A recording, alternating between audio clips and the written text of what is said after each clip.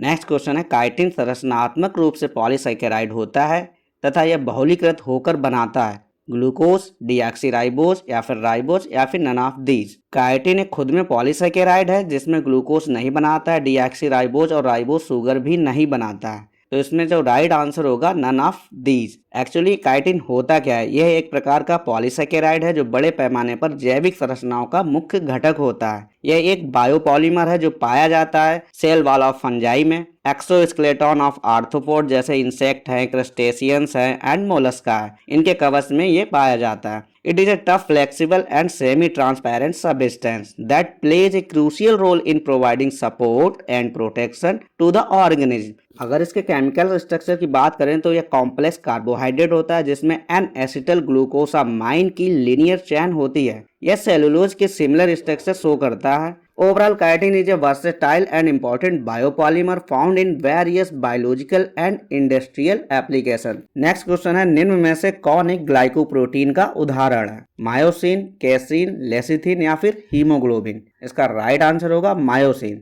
Myosin एक glycoprotein है। Actually glycoprotein होता क्या है? यह एक प्रोटीन है जिसमें एक या एक से अधिक कार्बोहाइड्रेट्स चेन से जुड़े होते हैं। इन कार्बोहाइड्रेट्स चेन को ग्लाइकोसाइड या ग्लाइकन्स कहा जाता है। एग्जाम्पल के रूप में हार्मोन्स, एंजाइम्स और बड़े संरचनात्मक प्रोटीन्स के रूप में पाए जाते हैं। ग्लाइकोप्रोटीन के अगर फंक्शन की बात करें तो structural diversity, cell surface recognition, hormones, enzyme, blood group, antigen, immune system, cell adhesion and extra cellular matrix disease markers के रूप में ये कार्य करते हैं। Overall glycoprotein are essential molecules with diverse functions in biology ranging from cell adhesion and signalling to immune system. Next question है, निम्न में से किस पोषक का ऊर्जा मूल 9.3 कैलोरी होता है? वसा का, प्रोटीन का, विटामिन का या फिर कार्बोहाइड्रेट का? इसका राइट आंसर होगा वसा का। Actually fat is one of the 3 primary macronutrients in our diet alongside carbohydrate and protein. जैसा कि क्वेश्चन में भी बताया गया है कि फैट्स का पोषक ऊर्जा मूल 9.3 कैलोरी होता है जो कि सबसे ज्यादा है। इस प्रकार से देखा जाए तो यह एक महत्वपूर्ण एनर्जी सोर्स है, बट इसे सही मात्रा में और सही प्रकार से खाना इंपॉर्टेंट होता है, नहीं तो अधिक मात्रा में अपटेक करने से हृदय है, मेटाबॉलिक हेल्थ पर क्या डालता है? बैड इफेक्ट डालता है। जबकि फैट्स का प्रॉपर यूज करने से फिजिकली और मेंटली दोनों प्रकार से बेटर हेल्थ बनाए रखने में फैट्स हेल्पफुल होता है। नेक्स्ट क्वेश्चन है, वसा सामान्यतः होती है एक उच्च ऊर्जा स्रोत, हाइड्रोफोबिक, वसीय अम्लों के बने या फिर उपयुक्त सभी? तो इसका आंसर होगा राइट, उपयुक्त सभी। एक उच्च ऊर्जा स्रोत भी होते हैं, हाइड्रोफोबिक भी होते हैं और वसीय अम्लों के बने होते हैं। हाइड्रोफोबिक क्या होता है? यहाँ पर हाइड्रोफोबिक का मीन्स है अफ्रेड ऑफ वाटर, यानी कि जल से दूर रहना। तो फैट्स हाइड्रोफोबिक होते हैं, इसीलिए ये वाटर में डिजॉल्व नहीं होते हैं। इसका मेन कारण होता है कि इसका एक लिपिड का फॉर्म है फास्फोलिपिड। अगर इसकी संरचना देखी जाए तो एक बॉल की तरह होती है जिसमें ऊपर हेड और एक टेल होता है। जो हेड होता है आपका वो हाइड्रोफिलिक होता है, यानी कि जल लविंग की जल की तरफ अट्रैक्ट होता है, और जो टेल होती है वो हाइड्रोफोबिक होती है कि वो जल से दूर रहती है। तो ऐसी एक मिसल की संरचना बना लेता है फैट्स या लिपिड जिसमें एक हेड और टेल होता है। टेल आपका हाइड्रोफोबिक होता है और आपका हेड जो है हाइड्रोफिलिक होता है, इसीलिए ये जो है जल में अघुलनशील होते हैं। नेक्स्ट है जैव झिल्लियों यानी कि बायो मेम्ब्रेन्स में उपस्थित वसा का पूर्व प्रभावी रूप होता है। ऑप्शन है स्वतंत्र वसीय अम्ल, कोलेस्ट्रॉल, फास्फोलिपिड या ट्राइग्लिसरॉल। तो जो भी जैव बायो मेम्ब्रेन्स बनी होती है वो बनी होती है फास्फोलिपिड की। एक्चुअली फास्फोलिपिड होता क्या है? Phospholipid are a class of lipid with a unique structure that makes them a fundamental component of cell membrane. इसमें एक हेड होता है जो हाइड्रोफिलिक होता है यानी कि वाटर अट्रैक्टिंग, और एक टेल जो हाइड्रोफोबिक यानी कि वाटर रिपीलिंग होता है जो वाटर से दूर रखता है, और हाइड्रोफिलिक जो वाटर के पास रहता है। तो इसलिए फास्फोलिपिड एक बाई लेयर अरेंजमेंट के रूप में होते हैं। तो हाइड्रोफोबिक टेल अंदर की ओर हो जाता है और हाइड्रोफिलिक हेड बाहर की ओर हो जाता है, जिससे इसीलिए जो है फैट्स जल में अघुलनशील होते हैं। नेक्स्ट है, निम्न में से जीवन का आधार यानी कि सीक्रेट ऑफ लाइफ क्या है? वसा, न्यूक्लिकम, प्रोटीन या फिर न्यूक्लियो प्रोटीन?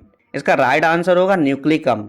कैसे न्यूक्लिक अम्ल सीक्रेट ऑफ लाइफ है, आइए जानते हैं। न्यूक्लिक एसिड बोले तो डीएनए अथवा RNA. These are essential molecule for all living organism as they carry and transmit genetic information These molecules contain the instructions necessary for the growth, development and functioning of all living organisms. Nucleic acid play in the genetic code which determine as organism trait, characteristics and overall biological functions. ये तो आप सभी जानते होंगे कि nucleic acid की structure and function की खोज वाटसन एंड क्रिक के द्वारा 1953 में की गई थी।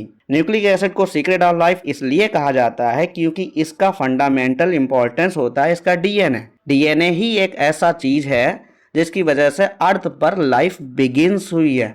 नेक्स्ट क्वेश्चन है, वृक्ष में अधिक ऊंचाई पर नारियल का लगा होना किसका उदाहरण है? स्वतंत्र ऊर्जा का, क्रियान्वित ऊर्जा का, गतिज ऊर्जा का अथवा स्थितिज ऊर्जा का?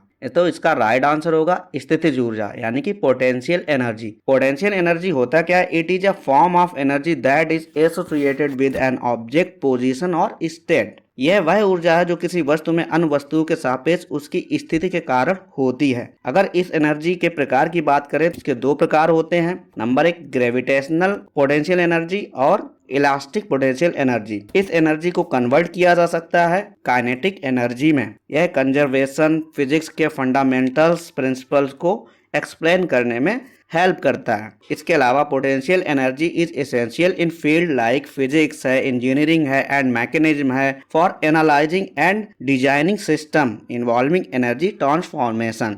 नेक्स्ट क्वेश्चन है, पृथ्वी से जीव आवरण को कुल सौर ऊर्जा का कितना भाग परावर्तित होता है? 2%, 0.02% या फिर 0.2% या फिर 20%? इसका राइट आंसर होगा 0.2%। अगर हम इसको समझना चाहें इन शॉर्ट फॉर्म में तो हम कहेंगे A very small fraction total solar energy is converted in the Earth environment। पृथ्वी के आवरण से कुल सौर ऊर्जा का एक बहुत छोटा भाग ही परावर्तित होता है जिसका वैल्यू परसेंट में है 0.2%। सौर ऊर्जा का छोटा सा हिस्सा पृथ्वी पर परावर्तित होता है और इसका उपयोग पृथ्वी पर जीवों द्वारा किए जाने वाले प्रकारों में किया जाता है, जैसे कि फोटोसिंथेसिस है, विद्युत ऊर्जा उत्पादन है किसके थ्रू? सोलर पैनल के द्वारा। जबकि सौर ऊर्जा का सबसे बड़ा हिस्सा पृथ्वी के वायुमंडल में वितरित होता है और यहाँ से हम जैविक और गैर जैविक प्रक्रियाओं के लिए इसको यूज करते हैं। नेक्स्ट क्वेश्चन है, तंत्रिका तंत्र नर्वस सिस्टम में ऊर्जा का परिवर्तन होता है रासायनिक से विकिरण ऊर्जा, रासायनिक से विद्युतीय ऊर्जा, रासायनिक से यांत्रिक ऊर्जा अथवा यांत्रिक से विकिरण ऊर्जा? तो इसका राइट आंसर होगा रासायनिक से विद्युतीय ऊर्जा, chemical energy to electrical energy. आइए इसको समझे। Energy transformation is indeed a crucial aspect of the nervous system functioning. Brain है, स्पाइनल कॉर्ड है एंड पेरिफेरल नर्वस मिलकर नर्वस सिस्टम को बनाते हैं। हमारा नर्वस सिस्टम कई प्रकार से एनर्जी ट्रांसफॉर्मेशन करता है, जैसे केमिकल एनर्जी है, इलेक्ट्रिक एनर्जी है, मेटाबॉलिक एनर्जी है, सेंसरी ट्रांसडक्शन है। इसके अलावा मसल कॉन्ट्रैक्शन है और हीट एनर्जी को रिमूव करने में भी हेल्प करता है। Overall nervous system play a fundamental role in processing and transmitting information throughout the body and this require the conversion of energy from one from to another. Energy transformation is essential for nerve impulse, sensory perception, muscle movement and overall brain functions। Next question है, पादप जंतुओं से भिन्नता रखते हैं क्योंकि उनमें पाई जाती है निश्चित जीवन अवधि, स्थानीय वृद्धि, अनिश्चित जीवन अवधि या फिर स्थानीय वृद्धि एवं अनिश्चित जीवन अवधि? तो इसका राइट होगा स्थानीय वृद्धि। It means sessile growth. आइए समझें। ये तो हम सभी जानते हैं कि बायोडाइवर्सिटी के चलते प्लांट्स और एनिमल के अपने अलग अलग ही फीचर होते हैं। इन्वायरमेंटल एडेप्टेशन की वजह से दोनों ने खुद को प्रकृति के साथ इस प्रकार ढाला है कि स्थानीय वृद्धि सबसे मुख्य भिन्नता हो गई है इन दोनों के बीच में। प्लांट सेसाइल ग्रोथ को शो करते हैं। इसका मेन कारण है कि वे एनिमल से डिफरेंट हैं कुछ मेन बातों में, जैसे कि प्रकृति, उनकी संरचना, पोषण का तरीका यानी कि फीडिंग का उनका टाइप्स अलग है, reproduction and natural habitat. Sessile growth plant की एक मेन कैरेक्टरिस्टिक्स है। इसमें वो अपनी लाइफ साइकिल एक ही जगह फिक्स करके पूरी करते हैं। इसकी यह विविधता प्रकृति के संरक्षण में महत्वपूर्ण भूमिका निभाती है। आई होप वीडियो अच्छा लगा हो तो वीडियो को लाइक शेयर अवश्य करें और चैनल को सब्सक्राइब करें। थैंक्स।